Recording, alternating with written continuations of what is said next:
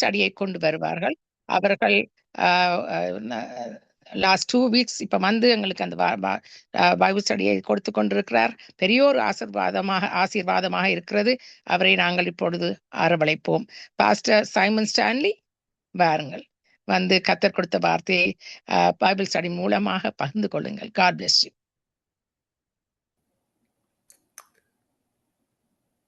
Price Lord pastor Simon Stanley, mic on பண்ணுங்க.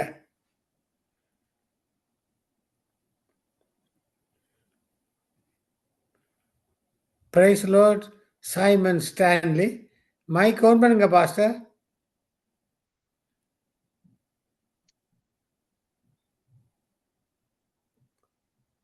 Praise Lord pastor. Praise the Lord. Praise Lord, praise Lord, praise Lord. உங்களுக்கு 45 minutes எடுக்கலாம் pastor. ஒரு ஒப்பு கொடுக்க நீங்க வழி நடத்துங்க. ஓகே. ஆண்டவரும் உலக இரட்சகருமாயிருக்கிற இயேசு கிறிஸ்துவின் நாமத்தில் சங்கமம் வானொலிக்கு அன்பின் வாழ்த்துக்களை நான் தெரிவித்துக் கொள்கிறேன். கர்த்தருடைய பெரிதான கிருபையினால் இந்த கனமான ஊழியத்தை உண்மையோடும் உத்தரவாதத்தோடும் செய்து கொண்டு வருகிற இந்த குழுவிற்காக நான் கர்த்தரை ஸ்தோத்தரிக்கிறேன். இந்த சத்தத்தை கேட்டுக்கொண்டிருக்கிற ஒவ்வொருவருக்கும் என் இருதயத்தின் ஆழத்திலிருந்து நான் வாழ்த்துக்களையும் நன்றிகளையும் நான் தெரிவித்துக் கொள்கிறேன். கர்த்தர்தாமே உங்கள் ஒவ்வொருவரையும் ஆசீர்வதிப்பாராக. கர்த்தருடைய அளவற்ற கிருபையினால் நாம் ஜீவனோடு கூட இருக்கிறோம். நாம் வாழ்ந்து கொண்டிருப்பது கடைசி காலத்தில் வாழ்ந்து கொண்டிருக்கிறோம். கடைசி காலம் என்று சொல்லுவதை விட கடைசி மணித்துளிகளில் நாம் வாழ்ந்து கொண்டிருக்கிறோம். கடைசி மணித்துளிகளில் வாழ்ந்து கொண்டிருக்கிறோம். உலகத்தில் நடைபெறுகிற சம்பவங்களை பார்க்கும்போது, யுத்தத்தின் செய்திகளை நாம் பார்க்கும்போது, அழிவுகளை பார்க்கும்போது, எவ்வளவு வேகமாய் தேவன் தம்முடைய வார்த்தையை நிறைவேற்றி வருகிறார் என்பதை நம்மால் பார்க்க முடிகிறது. அப்பொழுது தேவ சபை என்ன செய்ய வேண்டும்? ஊழியங்கள் என்ன செய்ய வேண்டும் என்பதை நாம் கொஞ்சம் விளக்கமாக இந்த வேத பாடத்தில் பார்க்க போகிறோம். நான் நிறுத்தி நிதானமாக நான் சில காரியங்களை உங்கள் மத்தியில் நான் வைக்க விரும்புகிறேன். இந்த வேத பாடத்தினுடைய மிகப்பெரிய தலைப்பு என்னவென்றால், தேவனுடைய ஜனத்துக்கு, தேவ சபைக்கு விரோதமாய் தீவிரமாக போராடும் சத்துருவின் தாக்குதல்கள், அடைப்புக்குள் ஆவிகளின் தாக்குதல்கள். தேவ ஜனத்துக்கு, தேவ சபைக்கு விரோதமாய் சத்துருவின் ஆவிகளின் தீவிரமான தாக்குதல்கள் என்கிற தலைப்பிலே இந்த வேத பாடத்தை ஆரம்பித்து நடத்தி கொண்டு வருகிறோம். இதுல ஏராளமான தகவல்கள் வேதாகமத்திலிருந்து நாம் பார்க்க போறோம். கர்த்தர் நமக்கு கற்றுக் கொடுக்கிற அந்த வார்த்தையை மிக கவனமாய் நாம் கவனிக்க கர்த்தர் நமக்கு கிருபை தருவாராக. இந்த சத்துருவினுடைய தாக்குதல்கள் பொதுவாக வேதாகமத்தில் பல காலகட்டங்களில் வித்தியாசமான முறைகளிலே தேவ ஜனத்துக்கு விரோதமாய், தேவனால் பிரித்தெடுக்கப்பட்ட இந்த உலகத்திலிருந்து தமக்கென்று சொந்த ஜனமாய் பிரித்தெடுக்கப்பட்ட அந்த ஜனத்துக்கு விரோதமாய் பிசாசானவன் எப்படியெல்லாம் போராடினான், யாரை வைத்து போராடினான், அந்த சத்துருடைய ஸ்ட்ராட்டஜி, அவனுடைய யுத்தத்தினுடைய தாக்குதல்களினுடைய அடையாளங்கள் என்ன என்பதையும், அந்த சத்துருவின் தாக்குதலை முறியடிக்க ஆண்டவர் இந்த பூமியில் இருக்கிற மனிதனை எழுப்பியே அந்த சத்துருவை முறியடித்ததையும், எப்படி அவன் தோற்றான் என்பதையும், எப்படி ஆண்டவர் ஜெயமெடுத்தார் என்பதையும் பார்க்க போகிறோம். ஒவ்வொரு காலகட்டங்களிலும் சத்துருவானவன் அவன் தீவிரமாய் தேவ ஜனத்து, பரிசுத்த ஜனத்துக்கு விரோதமாய், ஒரு பரிசுத்தமுள்ள ஒரு கூட்டத்துக்கு விரோதமாய் கடுமையான தாக்குதல்களை அவன் செயல்படுத்துகிறான். எப்படி தேவன் அந்த பரலோகத்தின் திட்டத்தை பூமியில் நிறைவேற்றுவதற்கு ஒரு மனிதனை கத்த தேடுகிறாரோ, ஒரு இரட்சகனை கத்த தேடுகிறாரோ, அதுபோலதான் அதே முறைமையை பிசாசும் கடைபிடிக்கிறான். அவனுக்கும் அந்த சத்ருவனுடைய தாக்குதல்களை தேவ ஜனத்துக்கு விரோதமாய் செய்யப்படுவதற்கு அவனுக்கும் சில மனிதர்கள் தேவைப்படுகிறார்கள். அந்த மனிதர்கள் தேவைப்படும் பொழுது அந்த மனிதனை வைத்து, அதிகாரத்தில் உள்ள நபர்களை வைத்து தேவ ஜனத்தை வஞ்சித்து அவனை தேவ ஜனத்தை அழிக்கும்படி தந்திரமாய் அவன் செய்கிறான். இது மிகப்பெரிய ஆவிக்குரிய யுத்தம். இந்த டாபிக் அப்படித்தான் இருக்கும். ஆவிக்குரிய யுத்தங்கள், ஆவிக்குரிய யுத்தம். ஆண்டவர் எந்த முறைமையை பயன்படுத்துகிறாரோ அதே முறைமையை பிசாசும் கையில் எடுக்கிறான். அப்போ இந்த தாக்குதல் எப்படி இருக்கும்னு பாருங்க. மனிதர்களை வைத்து தேவன் தம்முடைய விசேஷமான காரியங்களை, அந்த சத்துருவின் தாக்குதலை எப்படி முறியடிக்கிறார், ஆண்டவருடைய அந்த யுத்த முறைமைகள் என்ன என்பதை கற்றுக்கொண்டார். இன்றைய காலகட்டத்திலும் தேவ ஜனத்துக்கும் தேவ சபைக்கும் விரோதமாய் போராடுகிற அந்த ஆவிகளின் வல்லமைகளை உடைக்க, முறியடிக்க உங்களையும் என்னையும் தான் கர்த்தர் வைத்திருக்கிறார் என்பதை தெரிந்து கொள்வதற்கு கர்த்தர் உதவி செய்வார். நான் ஏன் ரட்சிக்கப்பட்டேன், நான் ஏன் அபிஷேகிக்கப்பட்டேன், என்னை ஏன் ஆண்டவர் என்னை பிரித்தெடுத்திருக்கிறார், இந்த உலகத்தில் வாழ்வதனுடைய நோக்கம் என்ன, என்னை இந்த உலகத்திலே கர்த்தர் பிரித்தெடுத்து வைத்திருக்கிறோடைய என்னுடைய அர்த்தம் என்ன, எதற்காக நான் வாழுகிறேன், எதற்காக நான் ஆண்டவராய் இயேசு கிறிஸ்துவை ஏற்றுக்கொண்டேன் என்கிறதுக்கு விடை தெரியாமல் இருப்பீர்களானால் இந்த வேத பாடத்தை கவனியுங்கள். என்னை ஆண்டவர் எதற்காக கரம் பிடித்திருக்கிறார் என்கிற ஒரு தெளிவான ஒரு கிளாரிட்டி, நம்முடைய வாழ்க்கையை குறித்து, ஆவிக்குரிய ஓட்டத்தை குறித்த ஒரு கிளாரிட்டி நமக்கு இருக்குமானால், நிச்சயமாய் சொல்லுகிறேன், இந்த நாட்களிலே சத்துருவின் தாக்குதலை முறியடிக்கிற வீரர்களாய், வீராங்கனைகளாய் உங்களையும் என்னையும் கர்த்தர் மாற்றுவார். நான் ஏன் இதை சொல்லுகிறேன் என்றால், அநேகருடைய பார்வையில் யாரோ ஏதோ ஒன்று செய்யட்டும், நாங்கள் வேடிக்கை பார்க்கிறோம் என்கிற அந்த பார்வையாளர்கள் கூட்டத்தில் இருக்கக்கூடாது என்பதை வலியுறுத்துவதற்கு தான் இந்த கடைசி காலத்தில் தேவன் கொடுத்திருக்கிற மிகப்பெரிய ஒரு சேனல், ஒரு வாய்ப்பாக நான் பார்க்கிறேன். பாருங்கள், அந்த ஸ்கிரீன்ல பாருங்க. நம்முடைய தனிப்பட்ட வாழ்வை தாக்குகிறான், நம்முடைய குடும்ப வாழ்வை தாக்குகிறான். கடந்த வாரத்தில் நான் சொன்னேன், இந்த நாளினுடைய பாடத்துக்குள் போவதற்கு முன்பாக உங்களுடைய அந்த சிந்தைக்குள் வருவதற்காக சொல்லுகிறேன். மூன்றாவது, ஒரு குழுவாக இணைந்து ஒரு காரியத்தை செய்ய வேண்டும், ஒரு குழுவாக இணைந்து ஒரு ஜெபங்களை நடத்தணும், தேவ திட்டத்தை நிறைவேற்றும் போது அந்த குழுவை உடைக்கிறான். அந்த குழுவுக்குள் சில பெருமைகளை கொண்டு வந்து அதை டெஸ்ட்ராய்டு பண்ணுகிறான். அப்ப இதை எப்படி நாம் ஜெயிப்பது? நான்காவது, தேசத்தில் தேவனுடைய கிரியைகள் நடக்க முடியாதபடி என்ன செய்கிறான் என்றால் அழிக்கிறான். தன்னுடைய முழு பலத்தையும் அவன் கொடுக்கிறான். பலமாய் கிரியை செய்கிறது தேசத்துல. எங்க திரும்பினாலும் சத்துருவின் தாக்குதல்கள், உலகத்தின் எங்க திரும்பினாலும் சத்துருடைய ஆளுகைகள் பெருகி நிற்குது. தேவ ஜனத்தை குறிப்பாக திட்டமிட்டு அவன் மிகுந்த ஒரு ஸ்ட்ராட்டஜியோடு அவன் செய்கிறான். அவன் எந்த முறைமையை கையில் எடுப்பான் என்பதை வேதம் நமக்கு தெளிவாக சொல்லிக் கொடுத்திருக்கிறது. அவன் பொய்யனும் பொய்யுக்கு பிதாவுமாய் இருக்கிறான் என்று சொல்லப்படுகிறது. வேதாகமத்தில் சத்துருவை திருடன் என்று சொல்லுகிறார். ஏனென்றால் அவனுக்கு சொந்த நாலேஜ் கிடையாது. அதனால தேவனுடைய ஐடியாலஜியிலிருந்தே திருடி தன் திட்டத்தை நிறைவேற்றுகிற ஒரு திருடன் பிசாசானவன். அதனால தேவ ஜனங்களை வஞ்சிக்கும்படி, குறிப்பாக வாலிபர்களை வஞ்சிக்கும்படி, பெண்களை தேவ திட்டத்திலிருந்து வஞ்சிக்கும்படி தவறான உபதேசங்களை கொண்டு வருகிறான். கள்ள தீர்க்க தரிசனங்களை கொண்டு வருகிறான். கள்ள ஆராதனைகளை கொண்டு வருகிறான்.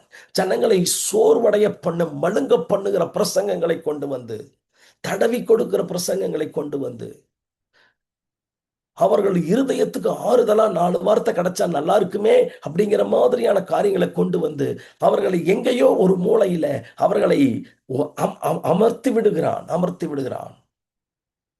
ஆனால் ஆண்டவருக்கு எழுந்து தீவிரமாய் செயல்படுகிறவர்கள் தேவைதானே. நமக்கு ஆசீர்வாதங்கள் நல்லதுதான். எதுக்கு கர்த்தர் நமக்கு ஆசீர்வாதத்தை கொடுக்கிறாருன்னா, அவருடைய சித்தத்தை நிறைவேற்றுவதற்கு தான் கர்த்தர் உங்களுக்கும் எனக்கும் ஆசீர்வாதத்தை, நன்மையை, கிருபையை, பலத்தை, சுகத்தை கர்த்தர் தருகிறார். அப்ப அந்த நன்மையும் பலத்தையும் சுகத்தையும் நான் பெற்றுக்கொள்வது எதற்கு? என் சுயநலத்துக்காக அல்ல, தேவனுடைய திட்டத்தை நிறைவேற்றுவதற்கு கர்த்தர் எனக்கு கொடுக்கிறார் என்கிற ஒரு ஆழமான தெளிவான பார்வையோடு கூட நாம் வேதாகமத்தை பார்க்க ஆரம்பித்தால், நிச்சயமாய் இன்றைக்கு சத்துரு போராடுகிற சகல விதமான வல்லமையின் ஆளுகைகளையும் உடைக்கும்படி கர்த்தர் நம்மை வைத்திருக்கிறார் என்பதை தெரிந்து கொள்ளும்படியான காரியங்களை கர்த்தர் செய்வார். குறிப்பாக நன்றை கவனிங்க, குறிப்பாக 5 விதமான ஆவிகளை நான் உங்களுக்கு சொன்னேன். 5 விதமான ஆவிகள், சத்துருவின் தாக்குதல்கள். இந்த 5 விதமான ஆவிகளின் தாக்குதல்களும் வேதாகமத்தில் 5 விதமான காலகட்டத்தில் நடந்தது. ஒரே நேரத்தில் நடக்கல. மோசேயின் காலம், எலியாவின் காலம், எஸ்தர் மொர்தகாயின் காலம், தானியேலின் காலம், இயேசு கிறிஸ்துவின் காலம். இந்த எல்லா காலங்களும் வித்தியாசமான காலம். இயேசு கிறிஸ்துவின் காலம் வேறு, மோசேயின் காலம் வேறு. நன்றாக நம்ம புரிஞ்சுக்கணும். மோசேயின் காலம் வேறு, தானியேலின் காலம் வேறு, எலியாவின் காலம் வேறு, இயேசு கிறிஸ்துவின் காலம் வேறு, எஸ்தர் மொர்தகாயின் காலம் வேற, மோசேயினுடைய காலம் வேற. எல்லாமே வித்தியாசமான காலங்கள், வித்தியாசமான ஜனங்கள், வித்தியாசமான மனநிலை கொண்ட சூழ்நிலைகள்.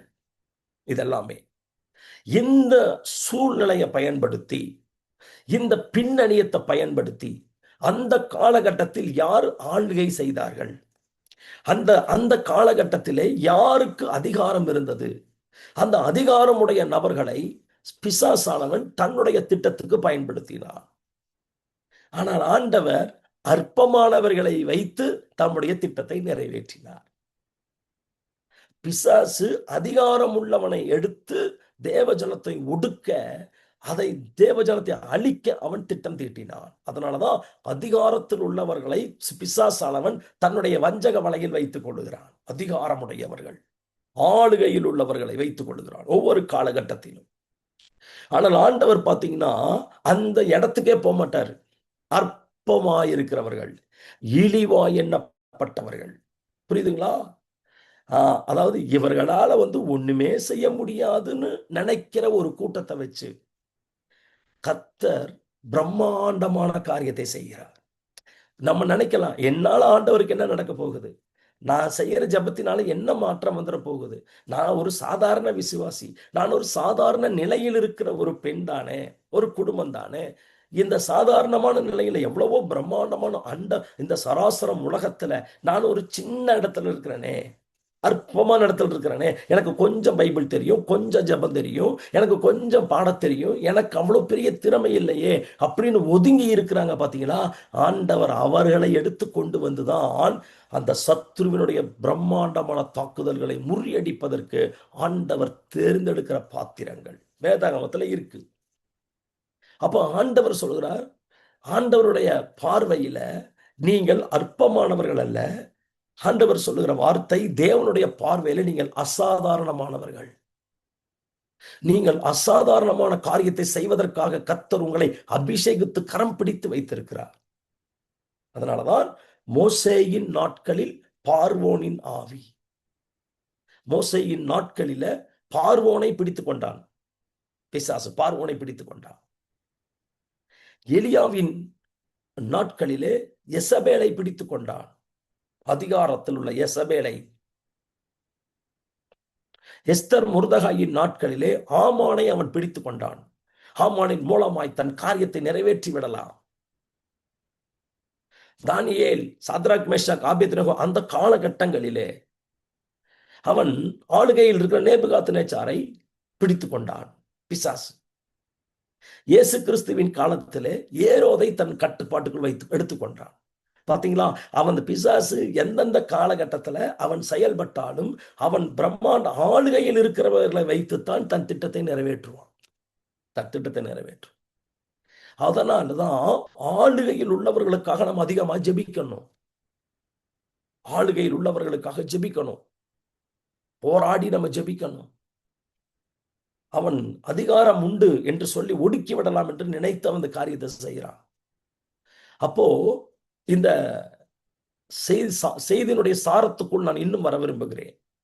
எப்படி என்றால், இன்றைய அரசியல் சூழ்நிலையை நான் காட்டிக் கொடுக்க விரும்புகிறேன். நன்றாக கவனி. அரசியல் சூழ்நிலை எப்படி இன்றைக்கு அரசியல் சூழ்நிலை இருக்கிறது என்றால், எல்லா இடங்களிலும் ஒரு கூட்டமைப்பை வைத்துத்தான் இன்றைக்கு காரியங்களை நிறைவேற்றுகிறார்கள். ஒரு கூட்டணி, ஒரு கூட்டமைப்பு. ஐரோப்பா ஒரு கூட்டமைப்பு, ஆசியா ஒரு கூட்டமைப்பு, அரபு நாடுகள் ஒரு கூட்டமைப்பு. இப்போ அந்த நாடுகள், சில நாடுகள் இணைந்து அந்த கூட்டமைப்பு இணைத்து திட்டங்களை நிறைவேற்றி செயல்படுத்துவார்கள். அந்த கூட்டமைப்பு அரசியலிலும் எடுத்துக்கொண்டால் பல நாடுகளில் அரசியல் கட்சிகளுக்குள் ஜெயிக்க வேண்டும், அதிகாரத்துக்கு வர வேண்டும், கூட்டணி அமைத்து அவர்கள் என்ன பண்ணுகிறார்கள்? ஆளுகையில் வந்து உட்காருகிறார்கள். தமிழ்நாட்டை எடுத்துக்கொள்ளுங்கள்.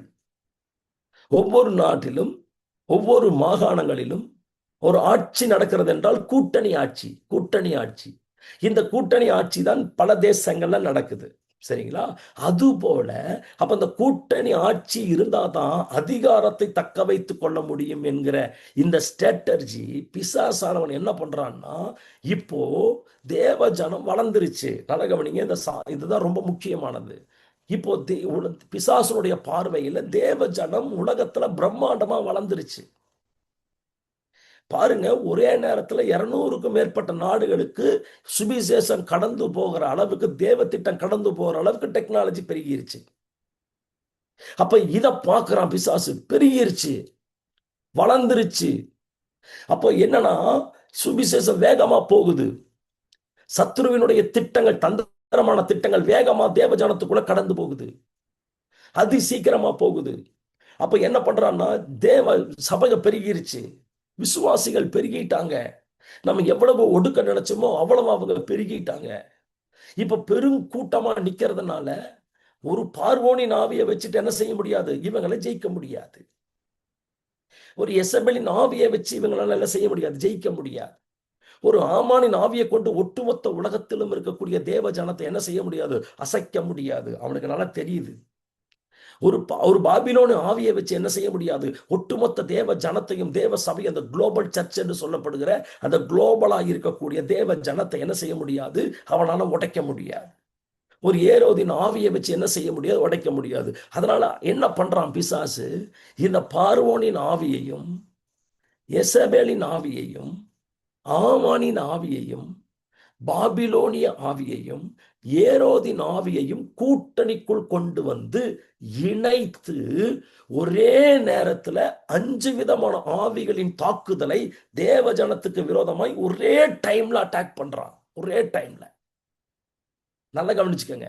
ஒரே நேரத்துல தாக்குதல் நடத்துறான். அப்ப இந்த தேவ ஜனத்துக்கு ஒரே நேரத்துல 5 விதமான ஆவிகளின் தாக்குதலும் ஒரு குழுவை தாக்கும் போது, ஒரு தனிப்பட்ட மனிதனை தாக்கும் போது, ஒரு குடும்பத்தை தாக்கும் போது, ஒரு தேசத்தை தாக்கும் போது அது நிலை குலைகிறது. நிலை குலைகிறது. அதனால பிசாசு என்ன ஸ்ட்ராட்டஜியில் வர்றான்னா, நாமும் கூட்டணியா போவோம். பார்வோனின் ஆவியை எடுத்துக்கலாம், ஏசபேலின் ஆவியை எடுத்துக்கலாம், ஆமோனின் ஆவியை எல்லாத்தையும் இணைத்து.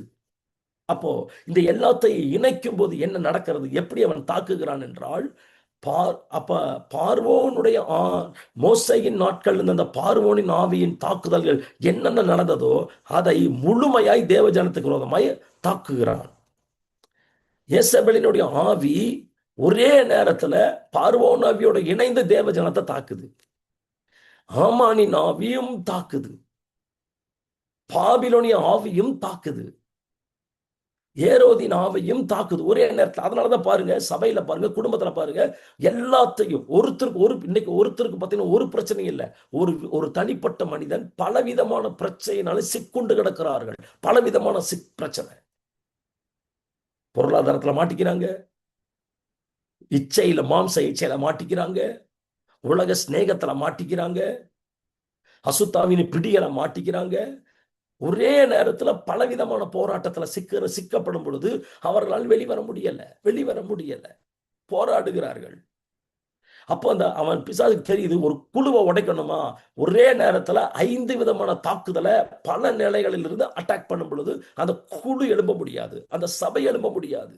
அந்த தலைவனை நொறுக்கி, அந்த குடும்பத்தை நொறுக்கி அப்படியே அவன் மெர்ஜ் பண்ணும் பொழுது, அந்த சபை செயல்படாமல் போகும் பொழுது, அந்த சபைக்குள் உலகமும் பிசாசும் உள்ளே புகுந்து தேவ ஜனத்தை வஞ்சித்து தன்னுடைய திட்டத்துக்கு இரையாக்கி கொள்ளுகிறான்.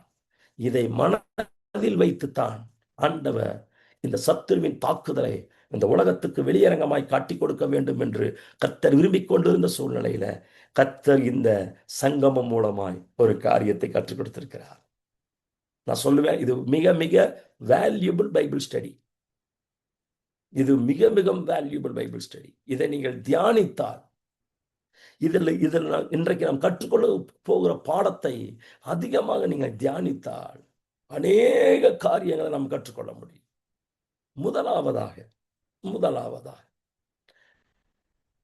மோசேயின் நாட்களில் பார்வோனின் ஆவி என்ன செய்தது என்பதை நான் ரத்தின சுருக்கமாக இந்த நாளில் உங்க மத்தியில் வைக்க விரும்புகிறேன். என்னோடு கூட சேர்ந்து திருப்புங்கள் யாத்ராகமத்தின் புஸ்தகத்துக்கு நேராய் திருப்பி நாம் ஒரு சில காரியங்களை நான் சொல்லுகிறேன். அது நடக்குதா இல்லையா என்பதை உங்கள் தனிப்பட்ட தியானத்துக்கு, உங்களுடைய சிந்தைக்கு நான் விட்டு கொடுக்கிறேன். ஆவியானவர் உங்களுக்கு தெளிவையும் ஞானத்தையும் உங்களுக்கு தருவார் என்று நான் நம்புகிறேன். கர்த்தருடைய நாமத்திற்கு மகிமை உண்டாவதாக. யாத்ராகமம் 1ஆம் அதிகாரம் 8ஆம் வசனம் சொல்லுகிறது. யாத்ராகமம் 1ஆம் அதிகாரம் 8ஆம் வசனம் சொல்லுகிறது, யோசேப்பை அறியாத புதிய ராஜன் ஒருவன் எகிப்தில் தோன்றினான். நீங்க முதலாவது நம்ம பார்க்க போறது, மோசேவின் நாட்களில் பார்வோனின் சத்துருவின் தாக்குதல் பார்வோனின் மூலமாய் எப்படி வெளிப்பட்டதுங்கிறத தான் இன்னைக்கு பார்க்க போறோம். அடுத்த வாரத்துல இதை எப்படி கர்த்தர் உடைச்சாருங்கிறத பார்க்க போறோம். யாரை வச்சு உடைச்சாரு, எப்படி அவருடைய ஸ்ட்ராட்டர்ஜி என்ன. இப்ப பிசாசுடைய ஸ்ட்ராட்டர்ஜியை பார்த்துருவோம். அப்பதான் அவன் எந்தெந்த விதத்துல எல்லாம் இருக்கிறான்ங்கிறத நம்ம தெரிந்து கொள்ள முடியும். இந்த தலைமுறைக்கு சொல்ல வேண்டிய கட்டாயம் இருக்கு. கவனிங்க, இந்த தலைமுறைக்கு கட்டுக்கதை அல்ல, சத்தியத்தை சொல்ல வேண்டிய கட்டாயம் இருக்குது. அப்போ இந்த யாத்ராகமம் 1ஆம் அதிகாரம் 8ஆம் வசனத்தில், யோசேப்பை அறியாத புதிய ராஜன் ஒருவன் எகிப்தில் தோன்றினான். தேவனை, அதாவது தேவ திட்டத்தை உணர்ந்து செயல்பட்ட, தேசத்தையே காப்பாற்றின இந்த யோசேப்பை அறியாத ஒரு புதிய ராஜன்.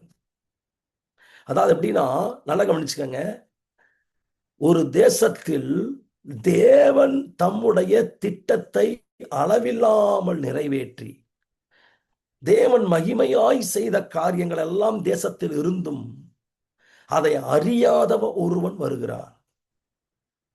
தேசத்தை போஷித்து, கல்வி அறிவு கொடுத்து, மருத்துவ உதவி கொடுத்து, கலாச்சார உதவிகளை, கலாச்சார சீரழிவில் இருந்த ஜனங்களை மீட்டெடுத்து, அறிவினாலும் ஞானத்தினாலும் புத்தியினாலும் நல்ல உடை உடுத்த வச்சு, புத்தியை தெளிய வச்சு, மனுஷனா மாத்தி நிக்க வச்சு செயல்பட்ட தேவ ஜனத்தை அறியாதவன் ஒருவன் வருகிறான்.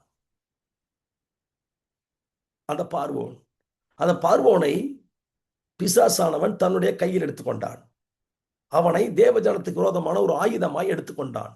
அவன் என்ன செய்கிறான் என்றான், அவன் தன் ஜனங்களை நோக்கி சொல்றான், எகிப்து ஜனங்களை நோக்கி சொல்றான், தன்னுடைய ஜனத்துக்கு சொல்றான். என்ன சொல்றான்னா, 9ஆம் வசனத்துல, இஸ்ரவேல் புத்திரராகிய ஜனங்கள் நம்மிலும் ஏராளமானவர்களும் பலத்தவர்களுமாய் இருக்கிறார்கள். முதல் பாருங்க எப்படி பார்க்கறான் பாருங்க. தேவ ஜனத்தை எப்படி பார்க்கறான்னா, இஸ்ரவேல் ஜனத்தை எப்படி பார்க்கறான்னா, கம்பேர் பண்றான். நம்ம எப்படி இருக்கிறோம், அவன் எப்படி இருக்கிறான் பாரு. இப்படி, இதுதான் ஐடியாலஜி. அவன் என்ன சொல்லுவான்னா, இந்த கிறிஸ்தவன் எப்படி இருக்கிறான் பாரு, நம்ம எப்படி இருக்கிறோம் பாரு, அவர்கள் எப்படி பெருகி இருக்கிறாங்க பாரு, அவங்க எப்படி இருக்கிறாங்க பாரு, ஏராளமா இருக்கிறாங்கடா, அவங்க பாரு பலத்து இருக்கிறாங்க பாரு, சிட்டிக்குள்ள எங்க போனாலும் பாரு கார்ல வசனமா இருக்குது, எந்த இடத்துல பாரு கார்ல போனா வசனம், எங்க போனாலும் வசனம், ஞாயிற்றுக்கிழமையான வெள்ளை வெள்ளையில போறாங்க, பைபிள் எடுத்துக்கிட்டு போறாங்க. நம்மை விட அவங்க எப்படி இருக்கிறாங்களா, ஏராளமா இருக்கிறாங்க, பலத்து இருக்கிறாங்க. அறிவில பாரு, எல்லாம் உயர்ந்த இடத்துல பாரு, போஸ்டிங்ல பாரு, நம்மளை விட அவன் தான் இருக்கிறான். அறிவில பாரு, நம்மளை விட அவன் தான் இருக்கிறான். எஜுகேஷன் எங்க இருக்குதுன்னு பாரு, கல்வி எங்க இருக்குதுன்னு பாரு, அவன் தான் இருக்கிறான். மருத்துவத்துல யார் அதிகமா இருக்கான்னு பாரு, அவன் தான் இருக்கிறான். நம்மளை விட அவன் பெரிய ஆளா இருக்கிறான். இந்த வேறுபாட்டை, கசப்பை விதைக்கிறது தான் முதலாவது பிசாசுனுடைய இந்த யுத்தத்துல அவன் செய்கிற மிகப்பெரிய வேலை. மூளை செலவை, நெகட்டிவ்னஸ், இதத்தான் அவன் அவன் பயன்படுத்துகிறான். கத்தியின்றி ரத்தமின்றி அவன் பண்ணுகிற யுத்தத்துல மெயின் என்னன்னா, தேவ ஜனத்துக்கு, கிறிஸ்தவர்களுக்கு விரோதமாக ஒரு கூட்டத்தை எழுப்பணும், அவ்வளவுதான். தேவ ஜனத்துக்கு விரோதமாய் கசப்பை உமிழ்கிற, ஒரு வெறுப்பை உண்டு பண்ணுகிற ஒரு கூட்டத்தை எழுப்பணுங்கிறது தான் இந்த பார்வோனுடைய எண்ணம். இந்த முதல் பாயிண்ட் அவன் பார்வையிலேயே வித்தியாசப்படுத்துறான். இங்க பாரு, இவன் எப்படி இருக்கான் பாரு, அவன் ட்ரெஸ்ஸை பாரு, அவன் பாரு உலகத்தில் இருக்கிற மாதிரி அவன் தனியா இருக்கிறான் பாரு, அவனுடைய கேரக்டரை பாரு. ஞாயிற்றுக்கிழமை எல்லாரும் போய் உலக பிரகாரமான காரியத்துல போய் என்ஜாய் பண்ணிட்டு இருந்தா, இவன் மாத்திரம் பைபிள் எடுத்து சர்ச்சுக்கு போறான். பாரு, இவன் வித்தியாசமா இருக்கிறான், காட்டி கொடுக்குறான். ரெண்டாவது காரியம் என்னன்னா, 10ஆம் வசனத்துல சொல்றான், அவன் வசனம், அவர்கள் பெருகக்கூடாது. அவன் ஸ்ட்ராட்டஜி என்ன? அவன் கிறிஸ்தவர்கள் பெருகக்கூடாது, தேவஜனம் பெருகக்கூடாது. தேவஜனம் பெருகக்கூடாத அளவுக்கு என்னென்ன தந்திரங்களை செய்ய முடியுமோ செய், எனக்கு இவர்கள் பெருகக்கூடாது. பார்வோன் சொல்றான், எனக்கு இவர்கள் பெருகக்கூடாது. அப்ப சத்துரு பார்வோன் மூலமாய் பார்வோனுக்குள்ள வந்து தேவஜனத்தை என்ன சொல்ற, பெருகக்கூடாது, அவன் குரோத் ஆயிடக்கூடாது, ஒரு சபை வளர்ந்துடக்கூடாது. இப்ப இந்த சங்கம் என்ன பண்ணிடக்கூடாது, இன்னும் பல நாடுகளுக்கு போயிடக்கூடாது. இப்ப எந்த நாட்டுக்கு போதும் அதெல்லாம் குறைக்கிறதுக்கு பார்ப்பானே ஒழிய இன்னும் அதிகமா இருக்க விட மாட்டான், போராடுவான். அநேக குடும்பங்களுக்குள்ள இன்னும் போகணும்னு நம்ம நினைக்கிறோம், விடமாட்டான். இந்த அப்ப சங்கமத்துல கொடுக்கிற வீடியோ, யூடியூப்ல வர்ற வீடியோ பல ஆயிரம் பேருக்கு போகணும்னு நினைக்கிறோம், போக மாட்டேங்குது, ரீச் ஆக மாட்டேங்குது, கொடுக்க கூடாதுன்னு நினைப்பான். ஏன்னா அவன் தடுப்பான். ஏன்னா அது தெரிஞ்சதுன்னா எழுப்பிடுவான். அவன் நினைக்கலாம், தேவஜனம் பெருகக்கூடாது, அவன் குரோத் ஆகக்கூடாது, அவன் ஆவிக்குரிய வாழ்க்கையில வளரவே கூடாது. என்னென்ன வளர விடாம செய்யணுமோ எல்லாத்தையும் செய். அவனுடைய ஸ்ட்ராட்டஜி என்னன்னா, தேவஜனம் பெருகக்கூடாது, வளர்ச்சி இருக்கக்கூடாது. அப்படியே வளர்ந்திருந்தாலும் அவன் சத்தியத்தில் இருக்கக்கூடாது. ஒரு கும்பலா போயிட்டு கும்பலா வந்துடணும், நமக்கு பாதிப்பு இல்லாத மாதிரி அவன் வாழ்ந்துட்டு போயிடணும். அவனுடைய ஐடியாலஜி என்னன்னா, தேவஜனம் பெருகக்கூடாது, கிறிஸ்தவம் பெருகக்கூடாது. தெளிவா அவன் தன்னுடைய காரியத்தை செய்யறான். மூணாவது அவன் பண்றான் பாருங்க, அந்த வசனத்துல 10ஆம் வசனத்துல, ஒரு யுத்தம் உண்டானால், அப்ப எல்லாத்துக்கும் என்ன பிரச்சனைனா, ஏதாவது ஒரு யுத்தம் உண்டானால், ஒரு பிரச்சனை வந்துருச்சுன்னா, ஒரு யுத்தம் வந்தா, அவர்கள் நம் பகைஞரோடு, நம்ம எதிராளிகளோட சேர்ந்து கூடி நமக்கு விரோதமா யுத்தம் பண்ணி நம்ம தேசத்தை விட்டு புறப்பட்டு போகாதபடிக்கு நாம் அவர்களை குறித்து என்ன பண்ண வேண்டும், ஒரு உபாயம் பண்ண வேண்டும். அவன் சொல்றான், இந்த தேவ ஜனத்தை தப்பவே விடாம நொறுக்கி அவங்கள பிடிச்சு வச்சுக்கிற மாதிரி ஒரு உபாயம் பண்ணணும், ஒரு தந்திரமான யோசனை பண்ணணும். இதுதான் இன்னைக்கு நடந்துட்டு இருக்கு. உலகம் முழுவதும் இருக்கிற தேவ ஜனத்தை அந்த தேவனுடைய அந்த கண்ட்ரோலுக்குள் கொண்டு வந்துடக்கூடாது, விட்டுறக்கூடாதுங்கிறதுக்கு உபாயமான தந்திரம் பண்றான். என்ன தந்திரம் பண்றான்? ஞாயிற்றுக்கிழமை வேலை வை, எந்த கம்பெனிக்கு போ, சண்டே உங்களுக்கு ஒர்க்கிங் டே, அக்ரிமெண்ட் போட்டுட்டு தான் வேலைக்கே வர வைக்கிறான்.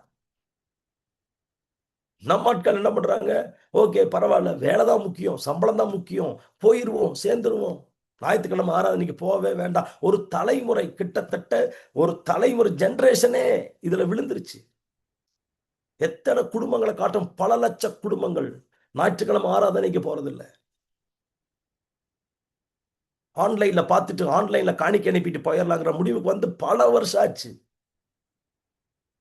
பல தேசங்கள்ல சர்ச் இருக்குது, சர்ச்சில் ஜனங்க இல்ல. சர்ச் இருக்கு, பல தேசங்கள்ல சபை இருக்கு, பிரம்மாண்டமான சர்ச் இருக்கு. ஆனா சர்ச்சில் பாருங்க, வயதான 70 வயதுக்கு 65 வயதுக்கு மேலானவர்கள் இருக்கிறாங்களே ஒழிய இந்த தலைமுறை ஜனமே உள்ள இல்ல. பிசாசு நிக்கிறான் ஸ்ட்ராங்கா. அப்ப அப்போ அவன் ஜெயிச்சுட்டு வர்றான். அதனாலதான் கர்த்தர் சொல்றார், என்னன்னா அவனோட தந்திரம் ஒரு உபாயம் பண்ணு. இவன் எப்படி ஆயினும் இவன் மத்தவனோட சேர்ந்து அவன் செஞ்ச குரோத் ஆகி நமக்கு எதிராக வந்துட்டான்னா அவன் புறப்பட்டு போயிடுவானே, அவன் பரலோகத்துக்கு சொந்தக்காரனை மாறிடுவானே, விட்டுறக்கூடாது. அவன் நமக்குள்ளேயே போட்டு நமக்குள்ளேயே வச்சு நமக்குள்ளேயே அவனை போட்டு அவனுக்கு வேலை மேல வேலை கொடுத்து டென்ஷன் மேல டென்ஷனை கொடுத்து அவனை உடைக்கணும். இதுதான் சத்துருவின் தாக்குதல்கள். மென்டலா எத்தனை பேர் படிச்சவங்க மென்டலா அஃபெக்ட் ஆகி கிடக்குறாங்க தெரியுமா? அப்ப கர்த்தர் நமக்கு தெளிவா கற்றுக் கொடுக்கிறார். இந்த வசனத்துல 11ஆம் வசனத்துல சொல்லப்படுறது அடுத்த அவனுடைய தாக்குதல்கள் என்னன்னா, அப்படியே அவர்களை சுமை சுமக்கிற வேலையினால் ஒடுக்கும்படிக்கு. என்ன சொல்றான்? வேலையை கொடுத்து ஒடுக்கு. 8 மணி நேரம் கொடுக்காத, 12 மணி நேரம் வேலை கொடு. வேலையில அவங்கள ஒடுக்கு. வேலை மேல வேலை கொடு, வேலை மேல வேலை கொடு, வேலை மேல வேலை கொடுத்துட்டே இரு. அப்படின்னு அவன் ஜெபிக்க மாட்டான், பைபிள் படிக்க மாட்டான், எதுவுமே செய்ய மாட்டான். அவன் ஆண்டவரை பார்க்கறதுக்கே அவனுக்கு நேரம் கொடுக்காத அளவுக்கு அவன் வேலையில ஒடுக்கு. பாருங்க, இன்னைக்கு எத்தனை பேர் வேலைக்கு போயிட்டு வராங்க, வீட்டில் வந்து படுத்து ஐயோ முடியல, டயர்டா இருக்குது, எந்திரிச்சு நாளைக்கு போகணும். எந்த வேலையிலேருந்து வந்தாங்களும் வீட்டிலே அதே மைண்டில் இருப்பாங்க, காலை எந்திரிச்சு அதே மைண்டில் இருப்பாங்க. வீட்டில் மனைவி இருக்குது, கணவர் இருக்காங்க, பிள்ளைகள் இருக்காங்க, வீட்டு பிரச்சனை கண்டுக்கிறதே கிடையாது. வீட்டுக்குள்ள வந்து அப்படியே இருப்பாங்க. ஐயோ காலையில் போய் அதை பண்ணணுமா, அதை பண்ணணுமே, எவ்வளோ ப்ராஜெக்ட் இருக்குது, அதை பண்ணணும், இதை பண்ணணும், அப்படி இப்படின்னே பேசிக்கிட்டு மாத்திட்டானா. தேவ ஜனம்தான் இதுல மாட்டிட்டு முழிக்குது. தேவ ஜனம் அவனுக்கு தேவை. தேவ ஜனத்தை வேலையினால ஒடுக்கு. வேலையை கொடு, நல்ல வேலை கொடு, நல்ல சம்பளம் கொடு, ஆனா அவங்கள ஒடுக்கு. அவனை மைண்ட் டைவர்ட் பண்ணு. இது பிசாசுடைய ஸ்ட்ராட்டஜி. இன்னைக்கு எத்தனை பேர் பரிசுத்தத்தை இறந்துட்டாங்க தெரியுங்களா? எவ்வளவு பேர் குடும்ப வாழ்க்கை இறந்துட்டாங்க தெரியுமா? குடும்ப உறவு டைவர்ஸ்ல நிக்குது, குடும்ப உறவு போச்சு. அப்ப என்ன பண்றான்? கர்த்தருடைய நாமத்துக்கு மகிமை உண்டாவதாக. வசனம் சொல்லுகிறது, ஒடுக்கணும். அவர்கள் மேல் விசாரணைக்காரனை வைத்தார்கள். எங்க வைக்கிறாங்க விசாரணைக்காரன்? எப்படி வைக்கிறாங்க? டீம் லீடர் சொல்லுவோம். டீம் லீடர், குழு தலைவர், ப்ராஜெக்ட் மேனேஜர். எல்லாத்துக்கும் 5 பேத்துக்கு ஒரு தலைவனை போடு, 10 பேத்துக்கு ஒரு தலைவனை போடு. போட்டு என்ன பண்ணுனா எல்லாத்தையும் கண்ட்ரோல்ல வச்சுக்க. லீவே கொடுத்துறாத. நெருக்கு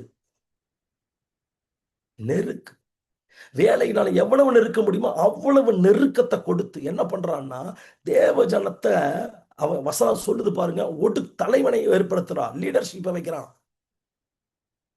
நமக்கு புரிய மாட்டேங்குது. ஏன் நல்லா தான் இருக்கு, இதுக்கு இத்தனை லீடர் வேணும்? இதுக்கு லீடர்னு நமக்கு ஒண்ணும் புரியல. இது பிசாசுடைய ஸ்ட்ராட்டஜி. எல்லா நிறுவனங்களிலும் எல்லா கல்வி நிலையங்களிலும் இதே ஸ்ட்ராட்டஜி எடுத்து நிக்கிறாங்க இன்னைக்கு, தெரியுங்களா?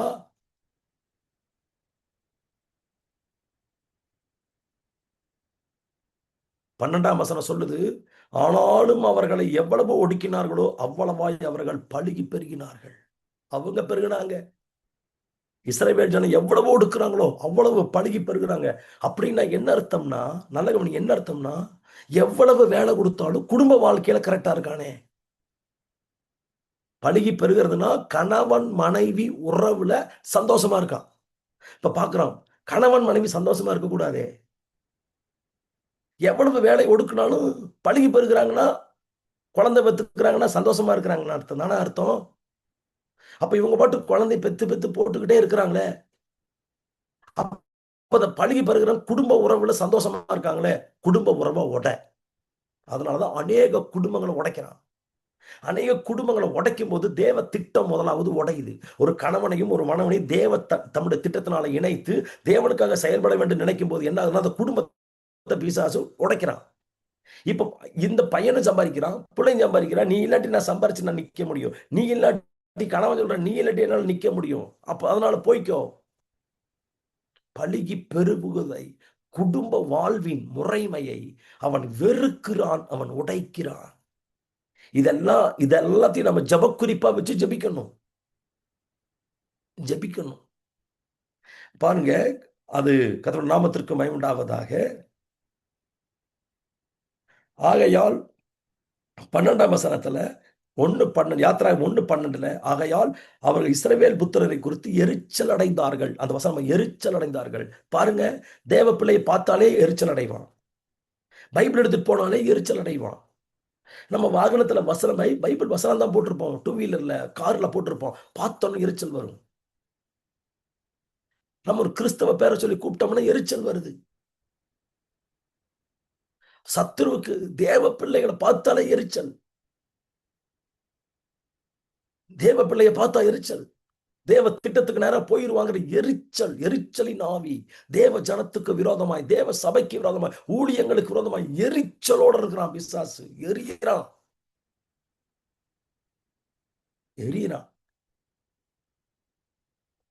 13ஆம் வசனம் சொல்லுகிறது, யாத்திராகமம் 1:13, எகிப்தியர் இஸ்ரவேல் புத்திரர் கொடுமையாய் வேலை வாங்கினார்கள். இப்ப என்ன பண்றான்னா, குடும்ப வாழ்க்கையை உடைக்கணும்னா கணவனுக்கு பகல் ஷிப்ட் போடு, மனைவிக்கு நைட் ஷிப்ட் போடு.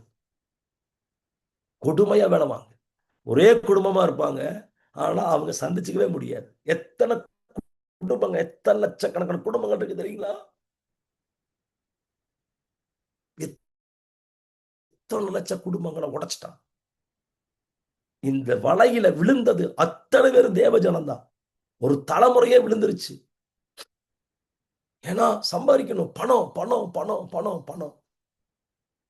பரிசுத்தத்தை இழந்து, தேவ திட்டத்தை இழந்து, அழைப்பை இழந்து, பிரதிஷ்டையை இழந்து, எதுக்கு பிறந்தங்கிற நோக்கத்தை மறந்து, பணம் பணம் போய் இன்னைக்கு என்ன பண்ணிட்டான், குடும்பத்தை சீரழிச்சிட்டான்.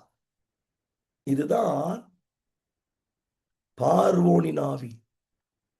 தேவ ஜனத்துக்கு விரோதமாய் செயல்பட்ட பார்வோனின் ஆவி. டெஸ்ட்ராய்டு பண்றான், டெஸ்ட்ராய்டு பண்றான். சிஸ்டமேட்டிக்கா அவன் வேலை செய்யறான் பிசாசு. நமக்கு தான் தெரியல. பைபிளை சரியா நம்ம படிக்கல, சரியா நம்ம விளங்கி கொள்ளல. இன்னைக்கு கர்த்தர் இந்த சங்கமம் மூலமா ஒரு கண்களை திறக்கும்படி கர்த்தர் செய்கிறார் என்று நான் விசுவாசிக்கிறேன். கொடுமையாய் வேலை வாங்குறாங்க. பழைய தேசங்கள்ல போய் பாருங்க, கொடுமையான வேலை. டீச்சர் வேலை செய்யறாங்க, கொடுமையான வேலை. அரசாங்க வேலை, கொடுமையான வேலை. பிரைவேட் செக்டார்ல வேலை கொடுமையா இருக்கு.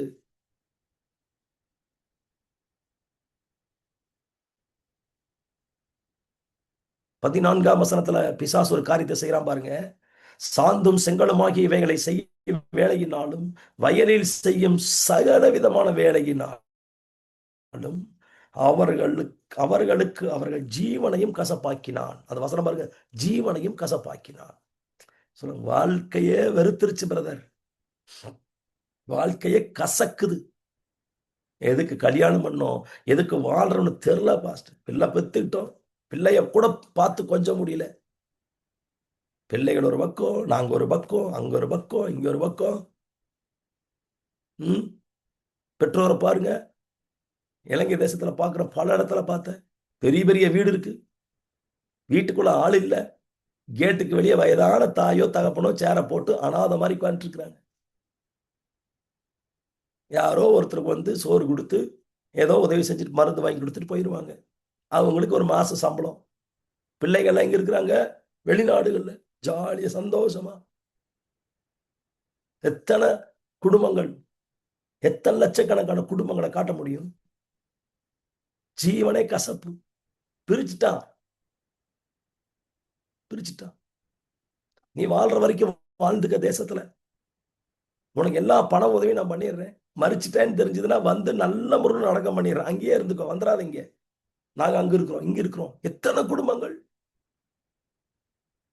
ஏன் இப்பதான் சம்பாதிக்க ஆரம்பிச்சிருக்கிறோம், செட்டில் ஆயிட்டோம். எங்களால வந்து இங்க வாழ முடியாது, வாழ்றதுக்கு தகுதி இல்ல, வருமானம் இல்ல, மாறிடுச்சு தேசம் அப்படிங்கிற மைண்ட் செட்டுக்கு வந்தாச்சு. அழகா பிசாசு காய் நகர்த்தி கொண்டு போயிட்டான். தேவ திட்டத்தை நிறைவேற்றமா? எதுக்கு பிறந்தோம், எதுக்கு வளர்ந்தோம், எதுக்கு வேலை கொடுத்தாரு, எதுக்கு நம்மளை ஆசீர்வதிச்சாரு, எல்லாத்தையும் மறந்துட்டோம். தனிப்பட்ட வாழ்வை உடைச்சான், குடும்ப வாழ்வை உடைக்கிறான், குழு வாழ்வை உடைக்கிறான், தேசத்தையே உடைக்கிறான், ஜீவனை கசப்பாக்கிட்டான். வசனம் சொல், ஜீவனையும் கசப்பாக்கினார்கள். அவர்களை கொண்டு செய்வித்த மற்ற எல்லா வேலைகளிலும் அவர்களை கொடுமையாய் நடத்தினான். கொடுமையா இஸ்ரவேல் ஜனத்தை கொடுமையா நடத்துறான். இப்ப அதுவுமின்றி ரொம்ப முக்கியமான டாபிக் சொல்றேன். முக்கியமான சத்துருவின் தாக்குதல்ல மிக முக்கியமானது. இந்த பார்வோன் நாவி என்ன பண்ணுதுன்னு பாருங்க. எகிப்தின் ராஜா 15ஆம் வசனத்துல சிப்பிராள் பூவாள் என்னும் எபிரேய மருத்துவச்சிகளுடைய பேசி, மருத்துவச்சிகள் மெடிக்கல் டிபார்ட்மெண்ட்ட பிசாசு தன் கையில் எடுக்கிறான். Medical department, medical. இப்ப ஸ்பெசிபிக்கா என்ன பண்றான்னா மெடிக்கலை தன் கையில் எடுத்துட்டான். இன்னைக்கு உலகம் முழுவதும் மெடிக்கல் யாரு கண்ட்ரோல் இருக்குது? பிசாசின் கண்ட்ரோல் இருக்கு. நான் ஏற்கனவே சொன்னேன், வேர்ல்ட் ஹெல்த் ஆர்கனைசேஷன் WHO அதனுடைய சிம்பிளை நீங்க செக் பண்ணி பாருங்க. எம்பளம், அதனுடைய சிம்பிள், லோகோ. டாக்டர்கள் என்று சொல்லப்படுகிற டாக்டர்ஸ்க்கு ஒரு லோகோ கொடுத்திருக்கோம். உலகம் முழுவதும் இருக்கிற டாக்டருக்கு ஒரே லோகோ. உலகம் முழுவதும் வேர்ல்டு வைடு ஒரே ஒரு ஸ்டிக் இருக்கும். அந்த ஸ்டிக்ல வலு சர்ப்பம், 2 வலு சர்ப்பம் இப்படி சுத்தி இப்படி வந்து நிற்கும். ஒரே ஸ்டிக்ல வலு சர்ப்பம். மெடிக்கல் உலகத்துல வலு சர்ப்பத்தின் ஆளுகை தான் இன்னைக்கு இருக்கு, இப்ப வரைக்கும் இருக்கு. நீ ஒரு கிறிஸ்தவரா இருக்கலாம், யாரா வேணா இருக்கலாம். நீ டாக்டர்னா அந்த எம்பளத்தை போட்டே ஆகணும்.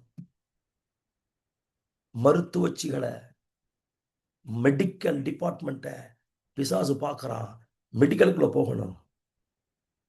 இந்த மெடிக்கலுக்குள்ள போய் தன் ஐடியாலஜிய, பிசாசுடைய ஐடியாலஜிய அந்த மெடிக்கல் டிபார்ட்மெண்ட்டுக்குள்ள போய் நுழைக்கிறான். மெடிக்கலா போய் உள்ள நுழைக்கிறான். எப்படி நுழைக்கிறான் பாருங்க. 16ஆம் வசனத்துல, நீங்கள் எபிரேய மருத்துவச்சிகளுக்கு மருத்துவம் செய்யும் போது, மெடிக்கலா நீ பிரசவம் பார்க்கும் போது, மருத்துவம் செய்யும் போது அவர்கள் மனையில் உட்கார்ந்திருக்கையில் பார்த்து, ஆண் பிள்ளையானால் கொன்று போடுங்கள், பெண் பிள்ளையானால் உயிரோடு இருக்கட்டும். என்ன மெடிக்கலா? இன்னைக்கு மெடிக்கல்ல யார் இருக்கா? வேர்ல்டு வைடு எடுத்துக்கங்க. உலகளாவிய, நான் குளோபலா பேசிட்டு இருக்கேன். உலகளாவிய நிலையில தேவ ஜனத்தை ஒடுக்குவதற்கு மெடிக்கல் டிபார்ட்மெண்ட்டை பிசாசு கையில் எடுத்திருக்கிறான். ஏனென்றால் மெடிக்கல் டிபார்ட்மெண்ட்ல ஏராளமான கிறிஸ்தவர்கள் இருக்கிறார்கள். ஏராளமான கிறிஸ்தவர்கள் இருக்காங்க. அத்தனை பேரும் இன்னைக்கு பிசாசுடைய கட்டுப்பாட்டுக்குள்ள கொண்டு வந்திருக்காங்க. தெரியுங்களா? வெரி ஃபியூ, கொஞ்சம் பேர் தான் பரிசுத்தத்தை காத்து கொண்டிருக்கிற ஒரு கூட்டம். இந்த எபிரேய மருத்துவச்சிகளை போல நிற்கிற ஒரு கூட்டம் இருக்கு. அதுக்குள்ளே தேவன் தன்னுடைய டீமை வச்சிருக்கிறார். அதெல்லாம் பின்னாடி நான் வர்றேன், பின்னாடி அதை நான் பேசுறேன். தேவனுடைய திட்டத்தில் இருக்கிறவர்கள் எங்கெங்கெல்லாம் பிசாசு தன்னுடைய மூக்கம் நுழைக்க முடியுமோ, ஆவி அந்த சத்துருவின் தாக்குதலை எந்தெந்துக்குள்ள கொண்டு போக முடியும், எல்லா டிபார்ட்மெண்ட்களையும் கொண்டு போறான். நம்ம தான் கவனமா இருக்கணும். அதனாலதான் ஒவ்வொரு துறையிலும் தேவனுக்கு தேவைப்படுகிற ஜனங்களை எழுப்பணும்னு சொல்லி நம்ம ஜெபிக்கணும். அப்போ கத்தர் நம்ம குடும்பத்துல ஒரு பையனை, நம்ம குடும்பத்துக்கு கத்தர் ஒரு மகனை கொடுக்குறாரு, அவனை டாக்டர் ஆக்குறாரு. நான் என் பையனை டாக்டர் ஆக்குறேன். எதுக்கு டாக்டர் ஆக்குற? என் குடும்பம் அங்கீகாரத்துக்காக அல்ல, சத்துருவின் தாக்குதலை முறியடிக்கும்படி என் பிள்ளைய டாக்டர் ஆக்குறேன்னு சொல்லணும். என் பிள்ளைய உயர்ந்த வேலைக்குள் கொண்டு போறேன். சந்தோஷம். எதுக்கு? God's plan, God's plan, God's plan, God's plan. தேவ திட்டத்துல என் பையனை கொடுக்க போறேன். தேவ திட்டத்துக்கு என் பிள்ளைய கொடுக்க போறேன். நல்லா படிக்க வச்சு நல்ல கல்வியை கொடுத்து என் தேவ திட்டத்துக்கு நான் கொடுக்க போறேங்கிற ஒரு உன்னத திட்டம் இருக்கணும். அவன் செய்யறான், பிசாசு செய்யுது, பார்வோனை வச்சு செய்யறான், மருத்துவச்சிகளை ஒடுக்குறான். கவனிங்க. இப்போ என்ன நடக்குதுன்னா, கர்த்தருடைய நாமத்திற்கு மகிமை உண்டாவதாக, இந்த மருத்துவச்சிகள் இந்த பார்வோனுடைய திட்டத்துக்கு கீழ்ப்படியல. கீழ்ப்படியாத போது என்ன நடந்ததுன்னா, 22ஆம் வசனத்துல சொல்லப்படுகிறது. யாத்திராகமம் 1:22 சொல்றாரு, அப்பொழுது பார்வோன் பிறக்கும் ஆண் பிள்ளைகளை எல்லாம் நதியில் போட்டு விட வேண்டும், பெண் பிள்ளைகளை எல்லாம் உயிரோட வைக்க வேண்டும் என்று தன் ஜனங்கள் எல்லாருக்கும் கட்டளையிட்டான். என்ன ஐடியாலஜி பாருங்க. இந்த ஐடியாலஜிய இன்னைக்கு கிறிஸ்தவ உலகம் மறந்துருச்சு. இதை நான் சொல்லி இதோட நான் நிறுத்த விரும்புறேன். எனக்கு கொடுக்கப்பட்ட நேரத்துக்குள் நான் முடிக்க விரும்புறேன். இது ரொம்ப முக்கியமான, சத்துருவின் தாக்குதல் ரொம்ப முக்கியமானது. என்ன பண்றான்னா, ஆண் பிள்ளைகளை கொள்ளு, பெண் பிள்ளைகளை உயிரோடவே. என்ன ஸ்ட்ராட்டஜி? நம்ம படிச்சுட்டு பைபிள் படிச்சுட்டு போயிடுவோம். ஆண்களை கொல்லவும் பெண் பிள்ளைகளை உயிரோட வைக்கவும் வச்சுட்டான் அப்படின்ட்டு போயிடுவோம். ரீசன் என்ன தெரியுங்களா? ஆண் பிள்ளைகளை கொண்டுட்டா பெண் பிள்ளைகள் வளர்ந்து வந்துருவாங்க. வளர்ந்து வந்துட்டாங்கன்னா அந்த பெண் பிள்ளைகளுக்கு திருமணம் பண்றதுக்கு ஆண்கள் இருக்க மாட்டாங்க. அப்போ ஆண்கள் இல்லாத போது அந்த பெண்களுக்கு திருமணம் செய்ய வேண்டும் என்றால் அவர்கள் எகிப்திய ஆண்களைத்தான் திருமணம் செய்ய வேண்டிய கட்டாயம் வரும். ஏன்னா ஆண்கள் இல்லையே, எல்லா பிறக்கிற ஆம்பளை பிள்ளைகளை கொண்டுட்டா பெண் பிள்ளைகளுக்கு எங்கதான் மாப்பிள்ளை எடுக்க முடியும்? எகிப்திலிருந்து தான் மாப்பிள்ளை எடுக்க முடியும். அந்நிய குலத்திலிருந்து, தேவனை அறியாத இடத்திலிருந்து மாப்பிள்ளை எடுக்க முடியும். அப்படி எடுத்தோம்னா என்ன ஆகும்னா, அந்த எகிப்திலிருந்து மாப்பிள்ளை எடுத்தாச்சுன்னு சொன்னா இவர்கள் திருமணம் செய்து விட்டால் இஸ்ரவேலர் என்கிற கேட்டகரியில் வரமாட்டாங்க, எகிப்தியர் என்கிற கேட்டகரியில் மாறிடுவாங்க. அவங்களுக்கு பிறக்கிற பிள்ளை எப்படி பண்ணணும்? எகிப்திய பிள்ளைய மாறிடும். அப்ப என்ன பண்ணணும்னா இப்படி குறைச்சிடலாம். தேவ ஜனத்தை, தேவ திட்டத்தை, தேவனுடைய பிள்ளைய எப்படி டைவர்ட் பண்ணலாம்னா, ஆண் பிள்ளைகளை கொண்டு பெண் பிள்ளைகளை வச்சு பெண் பிள்ளைகளுக்கு அந்நிய காரியத்தில் திருமணம் செஞ்சு கொடுத்தோம்னா அவங்களுக்கு பிறக்கிற பிள்ளைகளை அப்படியே போயிடும், தேவ திட்டத்துக்குள்ள வரமாட்டாங்க. அப்படின்னு என்ன பண்ணலாம்? பிசாசு தன் திட்டத்தை அழகா நிறைவேற்றிட்டு வரான். இன்னைக்கு எத்தனை கிறிஸ்தவ குடும்பங்கள் தன் பிள்ளைகள் காதலிக்கிறார்கள் என்று சொல்லி அந்நிய பிள்ளைகளுக்கு கொடுத்து தேவ திட்டத்தை விட்டு கொண்டு நிக்கிற ஜனம் எத்தனை பேர் நிக்கிறீங்க? அதனாலதான் உங்க பிள்ளைகள் வாழ்க்கையில கண்ணீர்.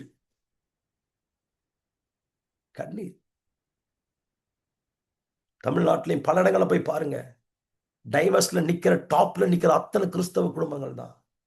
ஏன் தெரியுங்களா? ஐடியாலஜிக்குள்ள போயிட்டாங்க. எப்படி இதுவரைக்கும் பெரிய யுத்தம் பண்ணானா பிசாசு, மிகப்பெரிய காரியம் செஞ்சானா, தந்திரமா செஞ்சு மென்டலா அவங்கள உடைச்சிட்டான். கதறுது தேவஜனம் கதறுது. இதுதான் அவனுடைய ஸ்ட்ராட்டஜி. மோசேயின் நாட்களில் பார்வோனின் ஆவி இன்னைக்கும் செயல்படுது. எதுக்கு நான் சொல்ல வரேன்னா, அன்றைய நாட்கள் மோசே நாட்கள் தான் இருந்துச்சு, இன்னைக்கு இல்லைன்னு சொல்ல வரல. அன்னைக்கும் இருந்தது, இன்னைக்கும் இருக்குது. என்ன செய்ய போறோம்?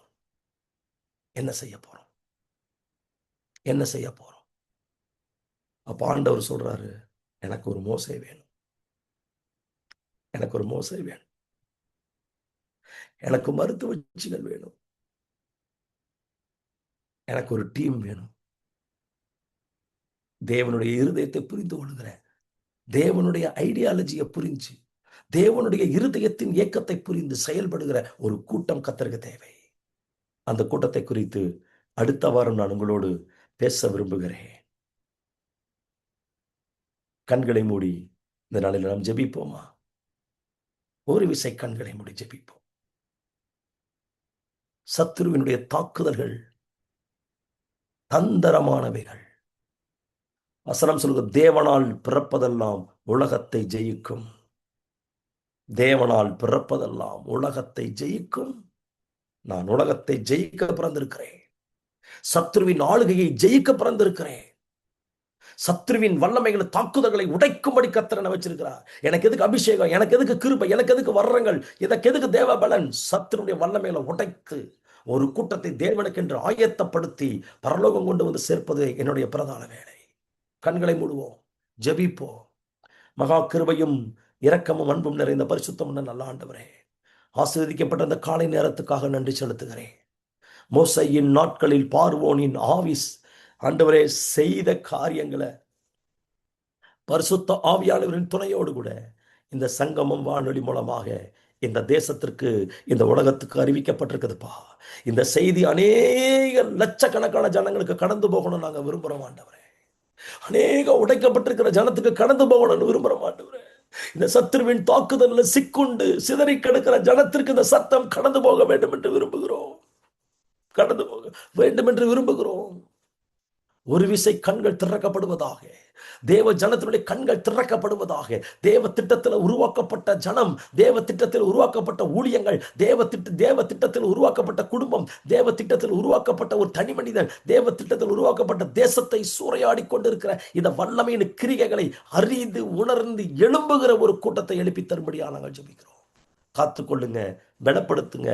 இந்த கனமான ஊழியத்தை செய்து வருகிற ஆண்டவர் அன்பு சகோதரருக்காக, சகோதரிக்காக, அன்பு குடும்பங்களுக்காக நாங்கள் ஜெபிக்கிறோம். இந்த சத்தத்தை கேட்டுக்கொண்டிருக்கிற ஒவ்வொருவருக்காக ஜெபிக்கிறோம். காத்துக்கொள்ளும், பலப்படுத்தும், ஆசீர்வதியும். இரட்சகர் இயேசுவின் நாமத்தில் ஜெபிக்கிறோம் எங்கள் ஜீவனுள்ள நல்ல பிதாவே, ஆமென். எல்லாருக்கும் ஸ்தோத்திரம். கர்த்தர் தாமே உங்கள் யாவரையும் ஆசீர்வதிப்பாராக. ஆமென்.